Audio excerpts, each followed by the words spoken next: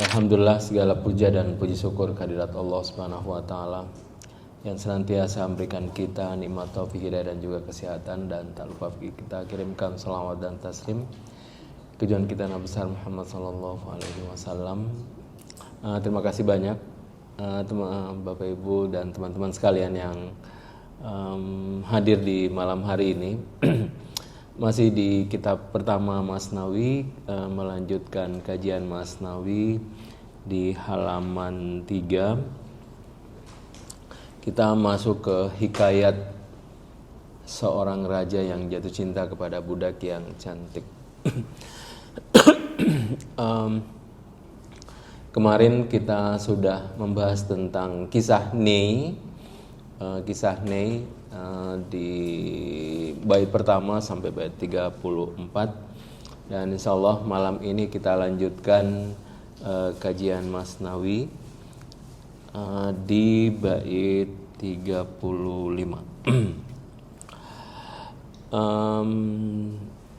Seperti biasa saya akan bacakan baitnya, lalu kemudian kita diskusikan tentang bait-baitnya.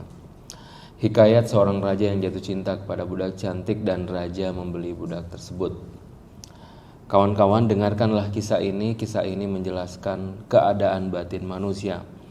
Dahulu ada seorang raja, selain memerintah dunia juga sebagai pengawal agama. Suatu hari raja bersama pengawalnya pergi berburu sembari menunggang kuda kesayangannya. Saat tiba di pertengahan jalan, raja melihat budak cantik. Jiwanya terpikat dengan keindahan budak itu. Burung jiwanya dalam sangkar tubuhnya semakin bergelora dan berdebar. Raja memberikan uang dan membeli budak itu. Raja berhasil membelinya dan maksud hati pun terwujud. Tetapi tiba-tiba budak itu sakit. Di bait 35, kawan-kawan, dengarkanlah kisah ini. Kisah ini menjelaskan keadaan batin manusia. Kalau kita masuk dalam buku Masnawi, semua isinya tentang kisah. Yang kisah pertama tentang Nei, tentang seruling. Sekarang masuk kisah seorang raja yang jatuh cinta pada budaya yang cantik. Kemudian selanjutnya kisah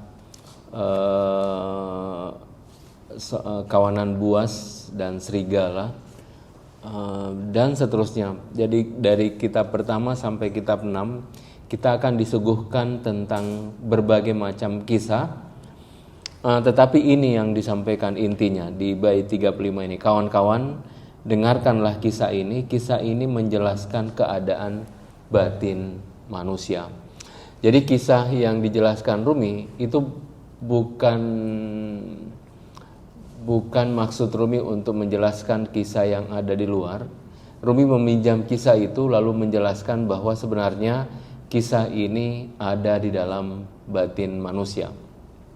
Seperti malam ini kita membaca hikayat seorang raja yang jatuh cinta kepada budak yang cantik.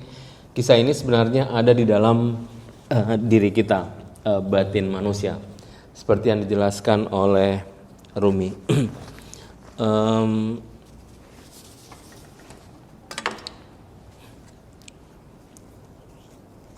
Nanti kalau kita baca lebih jauh, kita akan menemukan beberapa variabel dalam kisah ini. Pertama ada raja, kemudian ada budak cantik. Nanti di kisah selanjutnya kita akan ketemu dengan Zargar. Kemudian ada tabib, ada tabib jismani, ada tabib ruhani. Ini saya menjelaskan pondasinya lebih dahulu, belum masuk. Seperti yang dijelaskan di bait 35, Rumi menjelaskan, dengarkanlah kawan-kawan, kisah ini menjelaskan keadaan batin manusia.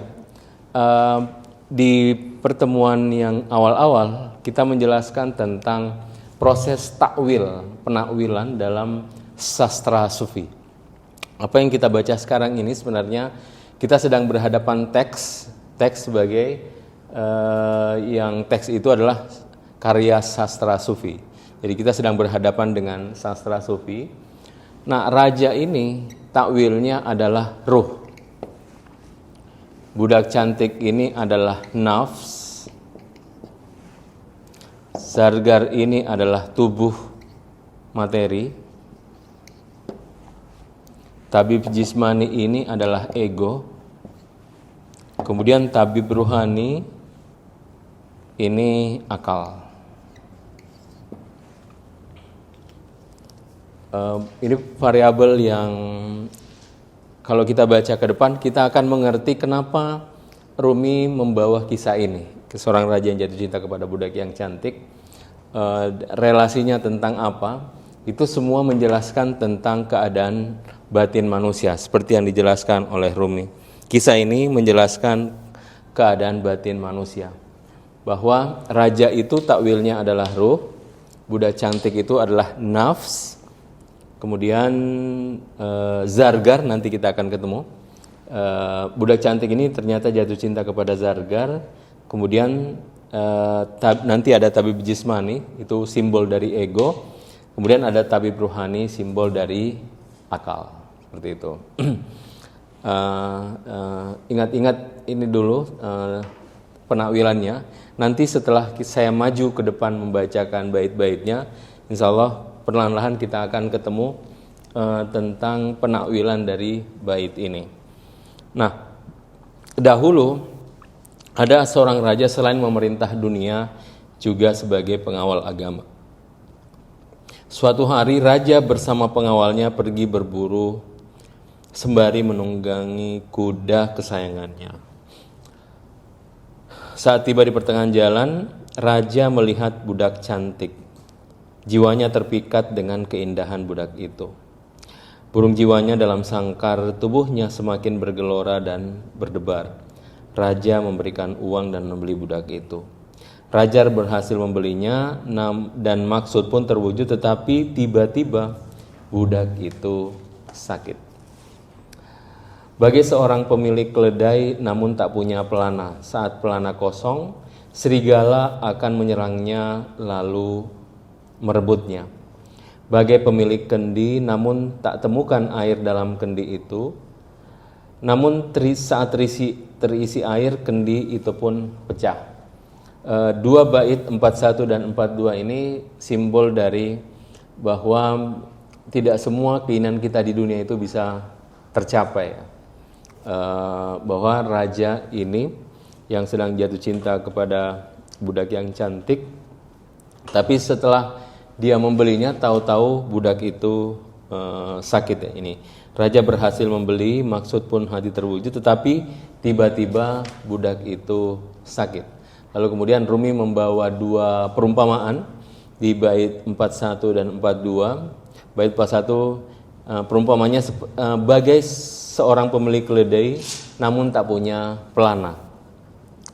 Saat pelana kosong, serigala akan menyerang lalu merebutnya. Kemudian perumpamaan kedua, bagai pemilik kendi namun tak temukan air dalam kendi. Namun saat terisi air, kendi itu pun pecah. Jadi banyak hal di dunia ini yang dia seolah dalam genggaman ya, tetapi ketika kita ingin menelannya itu tiba-tiba dia sirna dari genggaman kita. Dunia memang seperti itu. Di dunia ini memang ketika kita berhadapan dengan satu realitas, kadang seolah-olah dia berada dalam genggaman kita, tapi ketika kita mendekatinya, realitas atau sesuatu itu tiba-tiba pergi begitu saja. Nah, ini dua perumpamaan ini untuk menjelaskan tentang raja yang dia jatuh cinta kepada budak cantik, kemudian dia berhasil membelinya, tetapi ketika dia membelinya, tiba-tiba budak itu sakit. Nah, karena sakit, raja mengundang seluruh tabib datang ke istana. Nah, di sini muncul tabib ya, di takwil. Jadi raja mengundang seluruh tabib datang istana lalu berkata, hidupku beserta budak ini ada di tangan kalian. Kata raja, jiwaku tak ada nilainya dibanding jiwa budak itu.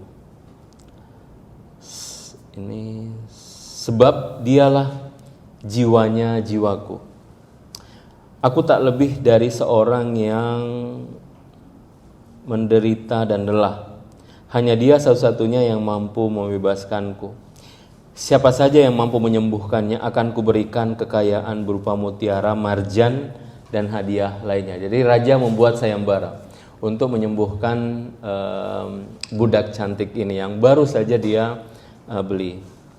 Nah, seluruh tabib berkata, kami berusaha semaksimal mungkin agar budak itu sembuh. Kami saling bekerja sama dalam menyembuhkannya. Masing-masing dari kami bagai Isa yang agung mampu menghidupkan orang mati. Dan penawar segala penyakit berada di tangan kami. Nah, ini muncul ego, makanya tabib jismani ini dia simbol dari ego. Seperti perkataan tabib di sini, seluruh tabib berkata kami masing-masing dari kami bagai Isa. Jadi kami ini tabib jismani seperti Isa agung yang mampu menghidupkan orang mati, dan penawar segala penyakit berada di tangan kami. Jadi ada timbul ego di dalam dirinya, makanya dia takwil dari tabib jismani ini adalah simbol dari ego. Keangkuhan mereka menyebabkan lupa mengucapkan insya Allah, sehingga Tuhan ingin memperlihatkan kelemahan manusia kepada mereka. Kadang ketika ego lebih dominan di dalam diri, ego itu akan menutup segala hal yang kita yakini ya. Misalnya kita meyakini bahwa segala sesuatu ini berasal dari Tuhan, dan sebelum melakukan sesuatu kita mengucapkan insya Allah, tapi ego itu bisa menutupi. Ego bisa menjadi tirai, makanya dia lupa mengucapkan insya Allah. Nah, kemudian Rumi mengucapkan apa yang disebut insya Allah. Maksud tak mengucapkan insya Allah adalah bentuk hati yang keras. Bukan ucapan lahiriah yang hanya bentuk semata. Rumi ingin menegur kebanyakan orang seperti kita ya, karena kita tradisi mengucapkan insya Allah. Kalau diundang, datang enggak insya Allah. Jadi kalau insya Allah biasanya enggak datang. Kalau insya Allah biasanya enggak datang. Nah, Rumi menegur kita bahwa jangan seperti itu. Jadi kata Rumi, maksud tak mengucapkan insya Allah adalah bentuk hati yang keras. Bukan ucapan lahiriah yang hanya bentuk semata. Jadi bukan cuma kita ucapkan di dimensi zahir saja, tetapi pada intinya adalah dia sesuatu yang benar-benar kita yakini ketika mengucapkan insya Allah. Makanya dilanjutnya, boleh jadi mereka yang tak mengucapkan insya Allah, namun jiwa mereka senantiasa bersama hakikat insya Allah. Ini menarik ya. Boleh jadi mereka tak mengucapkan insya Allah, namun jiwa mereka senantiasa bersama hakikat insya Allah. Maksudnya batin dia senantiasa bersama ilahi. Meskipun secara zahir tidak nampak, tetapi secara batin hatinya senantiasa mengingat Tuhan. Nah, segala jenis obat yang diberikan dan segala bentuk penyembuhan yang dilakukan semakin membuat budak itu sakit. Harapan mereka tak mampu diwujudkan. Tubuh budak itu bagai rambut tipis karena sakit. Di mata raja mengalir air mata darah seolah pancuran air. Ketentuan Tuhan berkata lain. Cairan asam itu menambahkan empedu. Minyak almond memberi kekeringan. Semestinya dengan julap sembelit menjadi normal. Mengapa tambah kering? Seperti air, semestinya memadamkan api, mengapa seperti minyak? Ini menunjukkan tentang bagaimana Tuhan hadir dalam setiap peristiwa ya. Nah, termasuk di sini Rumi ingin menjelaskan tentang bagaimana budak ini sakit, dan lalu kemudian bagaimana Tuhan bekerja di dalam pada budak ini. Jadi Rumi sangat meyakini bahwa derita dan bahagia itu keduanya adalah pesan dari Tuhan. Jadi Tuhanlah yang mengirimkan kepada kita entah itu bahagia dan derita, untuk kemudian kita bisa memaknainya dan belajar darinya. Nah, saat raja paham para tabib tak sanggup dan tak mampu menyembuhkan penyakit budak itu, raja berlari ke masjid dengan telanjang kaki. Telanjang kaki ini simbol dari kepasrahannya. Biasanya kalau kita dalam suatu peristiwa yang besar, biasanya kita melupakan apapun. Kita hanya ingin berlari untuk menyelesaikan persoalan itu. Biasanya seperti itu. Jadi telanjang kaki ini sebenarnya simbol untuk melupakan segala apapun sebab-sebab kecuali berlari kepada Tuhan. Ini takwil dari telanjang kaki. Raja bersimpuh di mihrab masjid, sejarahnya basah oleh genangan air mata. Nah, saat raja sadar dan kembali kepada dirinya dari ketenggelaman, mulutnya mulai memuji dan memuja ilahi. Jadi saat raja sadar dan kembali kepada dirinya dari ketenggelaman, mulutnya mulai memuja dan memuji ilahi. Bait ini sebenarnya Rumi ingin memasukkan satu kaidah sofistik tentang fana. Bagaimana orang fana itu adalah dia tidak akan merasakan dirinya, bahkan tidak menyadari bahwa apa yang dia lakukan itu adalah dirinya. Itu dalam konteks fana ya. Nah, biasanya ketika orang sedang fana, dia tidak menyadari apa yang keluar dari lisannya. Makanya kata Rumi, saat raja sadar dan kembali kepada dirinya dari ketenggelaman, mulutnya mulai memuja dan memuji ilahi. Jadi dia bangkit dari sadarnya, dari kesadaran itulah dia mulai bermunajat kepada Allah Subhanahu wa taala. Sebelum saya lanjut, kalau ada pertanyaan silahkan. Kalau tidak ada, saya akan membacakan lanjut baitnya. Silahkan kalau ada yang bertanya.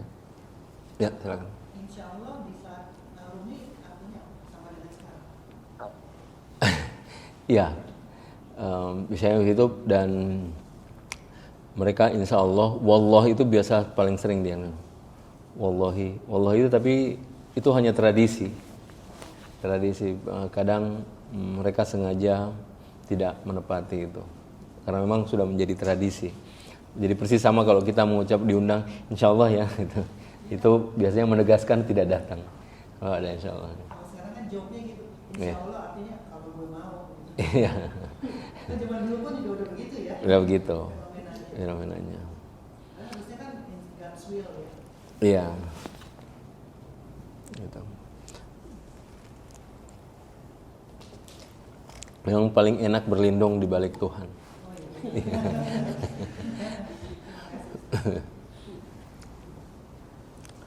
Masih ada yang bertanya? Kalau tidak ada, saya lanjut. Ketidakmampuan tabib jismani mengobati budak itu, dan raja kembali ke pangkuan ilahi, serta raja bermimpi bertemu dengan seorang wali. Jadi ini kita sudah mulai ketemu tabibnya, zagarnya belum, dan tabib ruhani. Nah, dia mulai bermunajat kepada Tuhan. Duhai ilahi, pemberian terkecilmu adalah kerajaan semesta. Apa yang mesti kukatakan sementara engkau mengetahui rahasia tersembunyi di dalam diriku?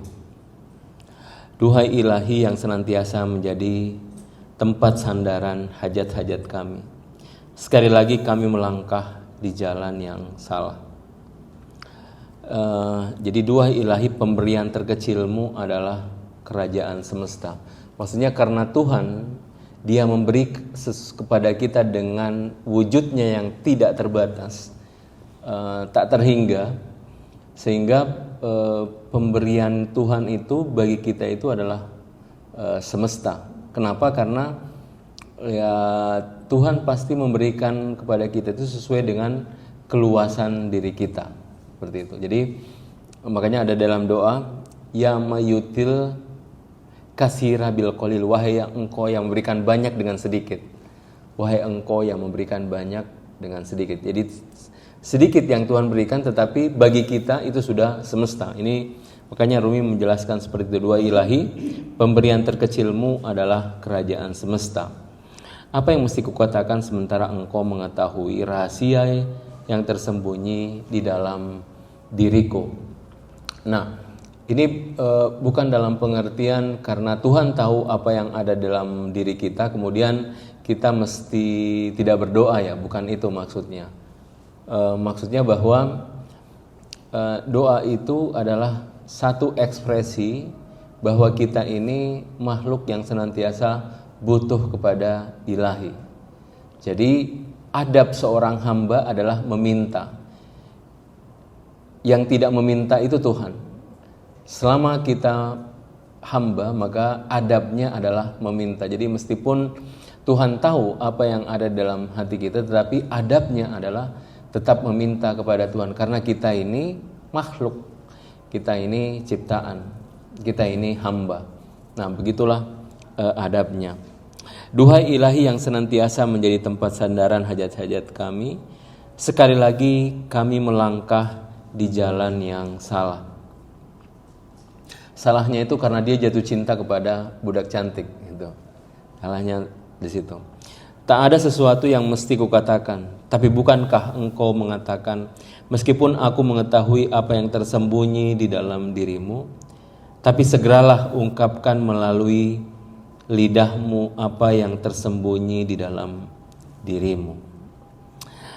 Karena permohonan raja dari rintihan hati yang paling dalam, lautan rahmat ilahi meliputinya dan doanya pun terkabulkan. Jadi doa itu terbagi tiga ya. Ada doa dengan biasa kalau kita sudah sholat, kita yang penting minta Tuhan, saya mau ini, saya mau itu, beri ini, beri itu, kan? Biasanya gitu. Itu biasanya doa yang hanya di lisan kita saja. Nah, ada doa sebagai bentuk rintihan hati. Dia benar-benar satu peristiwa mungkin yang datang dalam diri kita, dan hati kita benar-benar meminta kepada ilahi. Nah, ada lagi satu doa, itu disebut dengan permintaan doa eksistensial. Kita sadar atau tidak sadar, kita senantiasa meminta kepada Tuhan, yaitu kita minta keberadaan. Sama ini, kita bernapas, kita tidak pernah meminta Tuhan, ya Tuhan tambahkan nafasku, itu kan. Karena kita meminta tidak minta, sebenarnya otomatis kita meminta kepada Tuhan untuk keberlangsungan hidup kita ya. Seperti itu. Jadi wujud kita senantiasa meminta keberadaan kepada Tuhan gitu. Jadi ada tiga bentuk doa. Ada doa bil lisan, itu dengan lisan semata. Ada doa yang beranjak dari hati. Nah, ada doa yang memang disebut doa eksistensial. Kita meminta atau tidak, itu memang kita sudah meminta. Tanpa kita sadari kita meminta. Seperti kelangsungan hidup ya, dengan nafas itu meskipun kita tidak pernah berdoa Tuhan tambahkan nafas, tapi sebenarnya kita selalu meminta kepada Tuhan karena itu tanda bahwa kita memiliki kehidupan. Nah, Rumi ingin menjelaskan, karena permohonan raja dari rintihan hati yang paling dalam, itu maksudnya. Karena permohonan raja dari rintihan hati yang paling dalam, lautan rahmat ilahi meliputinya dan doanya pun terkabulkan. Gitu. Dan doanya pun terkabulkan. Nah, raja tertidur di sela-sela rintihan tangis dan doanya. Ia bermimpi seorang lelaki tua mendatanginya. Dalam tradisi Sufi, salah satu realitas yang nyata itu adalah mimpi. Tapi bukan mimpi yang ini ya, bunga mimpi, mimpi yang benar-benar mimpi yang refleksi dari realitas alam eksternal. Bahkan kata Ibn Arabi, manusia ketika dia tertidur sebenarnya persepsinya beralih menuju menyaksikan alam batin. Jadi kalau sekarang ini kita sadar dengan menyaksikan alam zahir, ketika kita tertidur itu secara otomatis alam batin kita menyaksikan dimensi batin. Nah, makanya kalau ada madrasah seperti ini, di ilmu mimpi juga ada satu madrasah. Dia sekolah, kita mendapatkan pengetahuan, mendapatkan makna, pengetahuan ketika kita bermimpi. Dan salah satu cara Tuhan mengirimkan pesan itu kepada kita adalah biasanya melalui mimpi. Sama di sini raja tertidur di selerentian tangis dan doanya. Ia bermimpi seorang lelaki tua mendatanginya. Nah, dalam tradisi sufi lelaki tua itu disebut dengan mursyid, guru spiritual. Biasanya nanti terjemahannya saya tidak mentranslate ke bahasa Indonesia. Pir itu seorang mursyid. Pir, bahasa Persianya pir, yaitu seorang mursyid. Nah, simbolnya itu adalah orang tua. Kenapa? Karena itu simbol kematangan. Jadi seorang mursyid itu, seorang guru adalah seorang yang memang dia matang dalam perjalanan ruhani. Makanya seorang mursyid itu seorang yang tidak ujuk-ujuk jadi mursyid ya. Dia menempah dirinya dengan luar biasa, melakukan suluk riyadhah tazkiyah datun nafs, dan dengan itulah dia mencapai makom kemursyidhan, dan dengan mursyidnya itu dia mengajarkan orang lain. Nah, kata lelaki tua itu, wahai raja, doamu telah dikabulkan. Jika ada orang asing yang datang padamu esok hari, ketahuilah orang itu dari kami. Jadi ketahuilah orang itu dari kami. Artinya dia melihat orang tua dan itu adalah pesan dari Tuhan. Nah, ketahuilah orang asing itu adalah seorang tabib yang sangat mahir. Percayalah apapun yang dilakukannya, ia orang jujur. Nah, kita ketemu lagi satu variabel baru, tabib rohani. Kalau tadi tabib jismani simbol dari ego, nah ini simbol dari akal. Oke. Nah, saksikanlah bagaimana ia menyembuhkan, dan lihatlah bagaimana kekuatan ilahi bekerja dalam setiap tindakannya. Waktu yang dijanjikan telah datang, hari telah dipenuhi cahaya. Matahari menampakkan dirinya dari timur, cahaya bintang di langit pun lenyap. Raja duduk menanti di balik jendela, berharap apa yang terlihat di mimpi menjadi nyata. Nah, ia melihat seorang alim dengan segala kemampuannya muncul bagai matahari dari balik bayangan, bagai rembulan baru yang memancarkan pancaran sinarnya dari kejauhan, seolah imajinasi ada juga tak ada. Jadi ini satu permainan diksi lagi, seolah imajinasi ada dan juga tidak ada. Imajinasi ini khayal ya, yang disebut dengan khayal. Nah, khayal ini mungkin karena dia di dalam batin kita itu, dan kita tidak melihatnya, seolah-olah dia tidak ada dan tidak, karena kita tidak nampak. Padahal seorang arsitektur sebelum dia menggambar, yang bermain pertama kali adalah khayalnya, kan? Dengan khayalnya lah, lalu kemudian dia menggambarkan karya yang ada dalam khayalnya. Makanya dalam dunia sufi, khayal ini luar biasa. Dia kekuatan yang bisa memberikan manfaat bagi seorang pejalan ketika kita bisa menundukkan daya khayal. Nah, tapi memang seperti kata Rumi, ada dan juga tidak ada. Seolah imajinasi atau khayal ada dan juga tidak ada. Alam dunia itu berasal dari alam barzah ya. Alam barzah berasal dari alam ruh berasal dari ilahi. Jadi kalau istilahnya diturunkan, dia dari ilahi kemudian turun ke alam ruh ke alam barzah turun ke alam dunia. Nah, alam barzah ini juga disebut dengan alam khayal.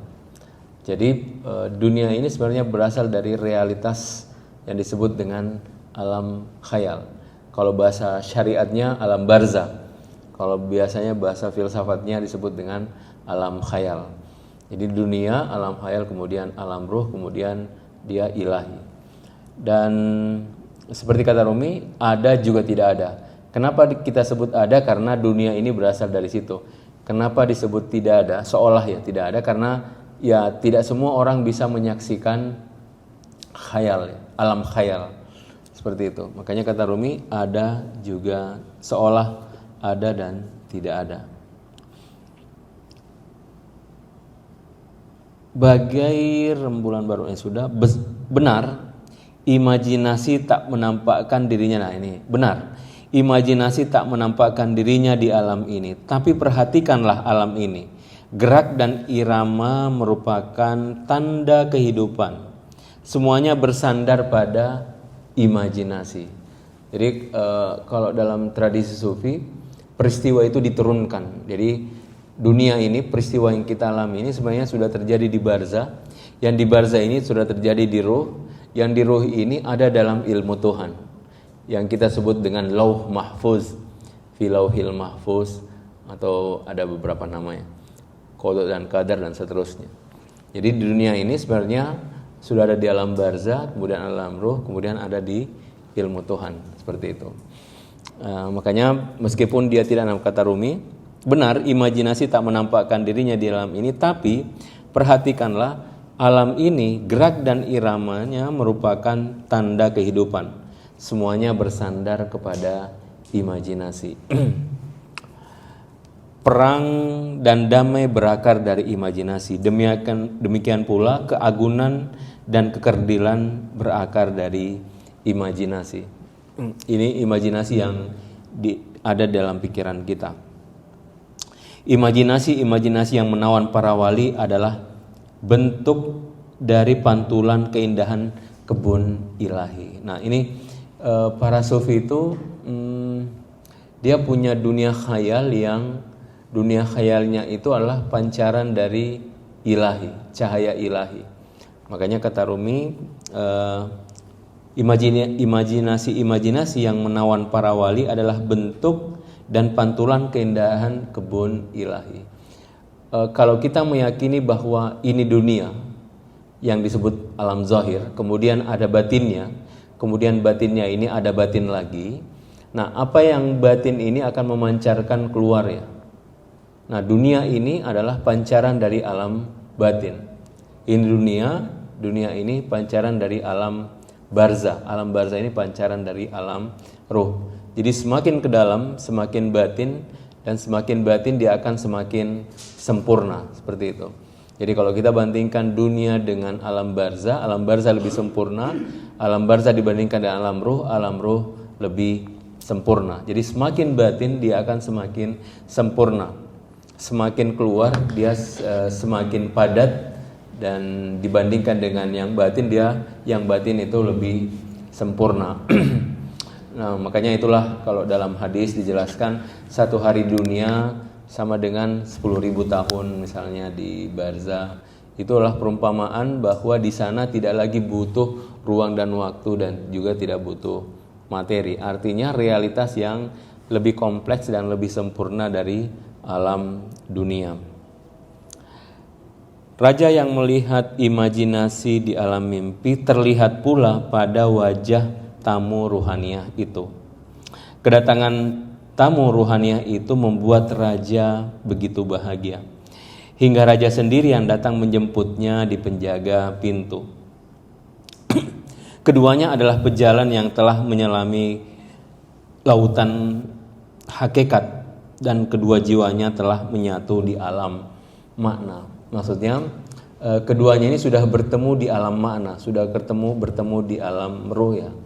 Makanya seperti yang tadi dijelaskan, peristiwa di dunia ini sebenarnya sudah terjadi sebelumnya di barzah, sudah terjadi sebelumnya di alam ruh. Makanya dia kalau kita sudah bertemu di sini sebenarnya sudah kita ketemu di alam barzah, kan? Gitu. Makanya orang mengatakan ini tidak ada kebetulan ya. Nah, penjelasan sufinya seperti ini. Kalau ini tidak ada kebetulan loh. Nah, ini penjelasan sufistiknya bahwa pertemuan-pertemuan ini sebenarnya sudah terjadi peristiwanya di sebelumnya.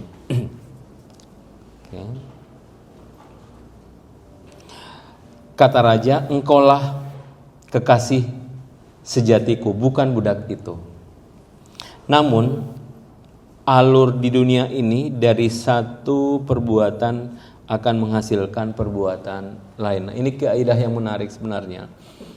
Kadang Tuhan sengaja membawa kita ke tempat lain untuk membawa kita ke tempat yang lain. Maksudnya mungkin kita tidak mengerti, kok saya sekarang melakukan ini ya, kok saya ada di tempat ini ya, kok saya ini.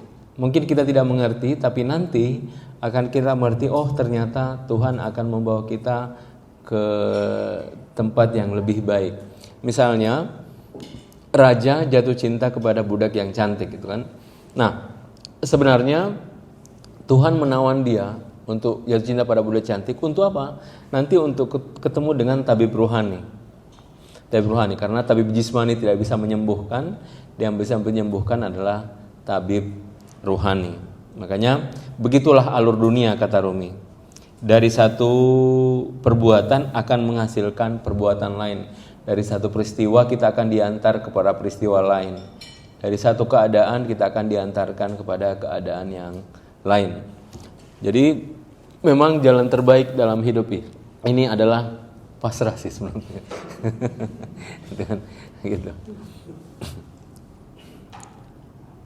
Kau bagiku seperti Mustafa dan aku bagimu seperti Umar. Aku adalah pelayanmu. Oke, kalau ada bertanya silahkan sebelum saya lanjut ke bait selanjutnya. Iya, silahkan.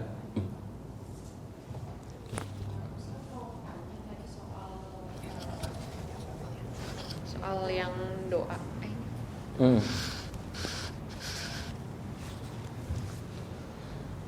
Assalamualaikum Ustaz. Mau tanya soal yang doa ya. Saya pernah belajar katanya doa terbaik itu bersyukur. Nah, tadi Ustadz bilang adabnya seorang hamba itu meminta gitu ya. Bagaimana kita membedakan kalau doa itu datangnya permintaan yang dari ego gitu ya. Kemudian yang kedua soal mimpi dalam sufi. Apakah diajarkan mengenai tafsir mimpi di dalam sufi? Itu aja.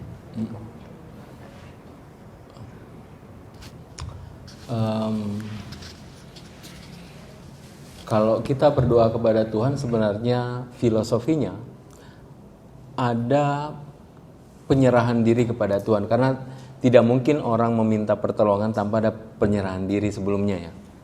Misalnya saya meminta sesuatu kepada Tuhan, itu kan ada suatu keyakinan yang cukup kuat di dalam diri bahwa Tuhan akan memenuhi hajat-hajatku. Berarti ada satu bentuk kepasrahan, penyerahan diri kepada Ilahi. Nah makanya kalau menurut saya yang ada itu adalah makom setiap orang kepada Tuhan, meminta kepada Tuhan itu berbeda. Jadi makomnya yang berbeda-beda.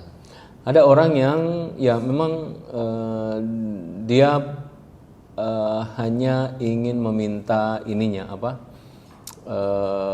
kebutuhan-kebutuhannya. Ada juga orang yang lebih tinggi lagi makomnya mengatakan, kalau saya meminta kepada Tuhan ini seolah-olah saya menyuruh Tuhan, ya nggak apa-apa juga.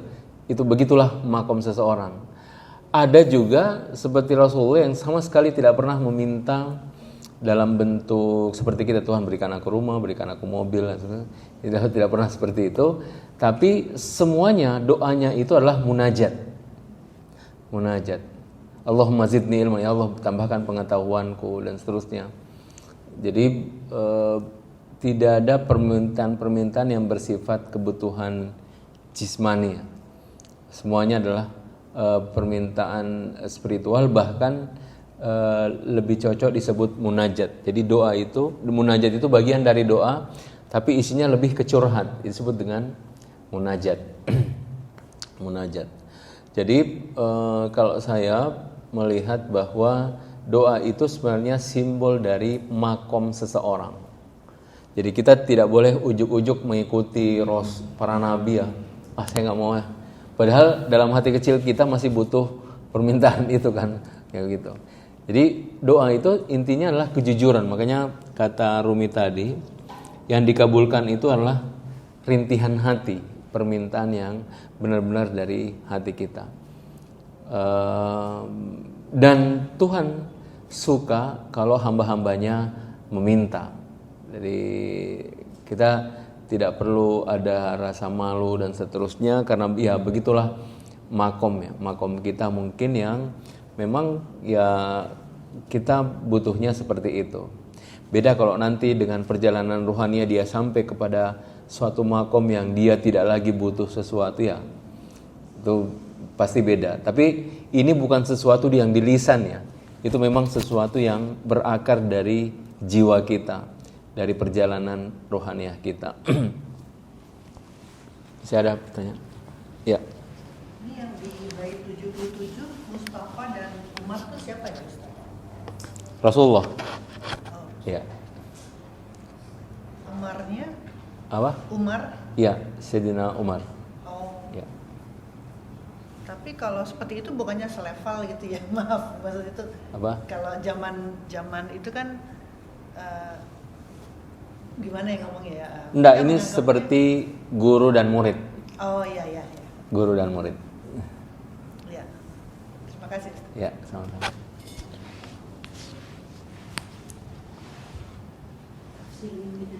Apa? Oh ya, lupa saya. Nah, dalam sufi memang permainannya adalah permainan takwil, mimpi. Seperti Nabi Yusuf yang beliau bermimpi waktu kecil melihat bulan, matahari dan bintang. Setelah dari raja dia mengatakan hadzat ta'wilir ru'yaya min qabl. Ini takwil mimpiku sebelumnya. Jadi setelah dia jadi raja ya. Nah, makanya kalau dalam sufi memang bukan tafsir, takwil mimpi. Disebut dengan takwil mimpi. Mimpi yang ditakwil.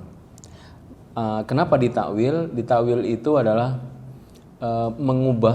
mengembalikan asal hakikatnya. Misalnya begini. Misalnya Nabi Ibrahim beliau bermimpi menyembelih anaknya, kan? 3 hari berturut-turut beliau bermimpi. Nah, tapi sebenarnya pesan utama sebenarnya bukan anaknya, tapi pada domba. Jadi kalau Nabi Ibrahim menakwil mimpinya, dia akan sampai pada pengetahuan bahwa yang disuruh sembelih itu bukan anaknya, tapi domba. Gitu. Nah, kenapa dia muncul anak? Karena simbol penyerahan diri. Maksudnya begini, dalam hakikat sufistik ya, dalam makna batin, di antara binatang yang paling tinggi penyerahan dirinya itu domba. Jadi di antara binatang yang paling tinggi dimensi penyembahannya itu adalah domba. Makanya itu secara bentuk itu diwakilkan dengan anaknya. Seperti itu. Yang kalau dalam bahasa Quran dia juga seorang yang berserah diri ya. Kalau kita baca Quran yang terkait dengan ayat penyembelihan tadi. Gitu. Jadi memang dalam sufistik permainannya adalah permainan tentang bagaimana kita menakwil mimpi. Tapi mimpi ada 3. Ada bunga mimpi, ada mimpi yang tidak butuh takwil. Misalnya mimpi yang benar-benar kejadian. Saya mimpi tadi malam seperti ini, hari ini terjadi. Itu disebut mimpi yang benar-benar kejadian, tidak butuh takwil. Nah, ada mimpi yang butuh takwil. Biasanya mimpi takwil itu mimpi yang datang dalam bentuk simbol. Seperti Nabi Ibrahim mimpi bulan, matahari dan bintang-bintang yang sujud kepadanya. Itu simbol. Simbol takwil itu lebih banyak pada permainan simbol. Nah, simbol ini nanti dikembalikan ke makna hakikatnya. Makna hakikatnya apa sih? Seperti itu. Itu disebut dengan takwil. Nah, cuma tidak ada orang yang bisa bermain takwil kecuali dia tahu rumusnya. Jadi ada rumus-rumus dalam menakwilkan mimpi. Makanya ada buku takwil mimpi, kan? Itu ada rumus-rumusnya. Masih ada? Ya.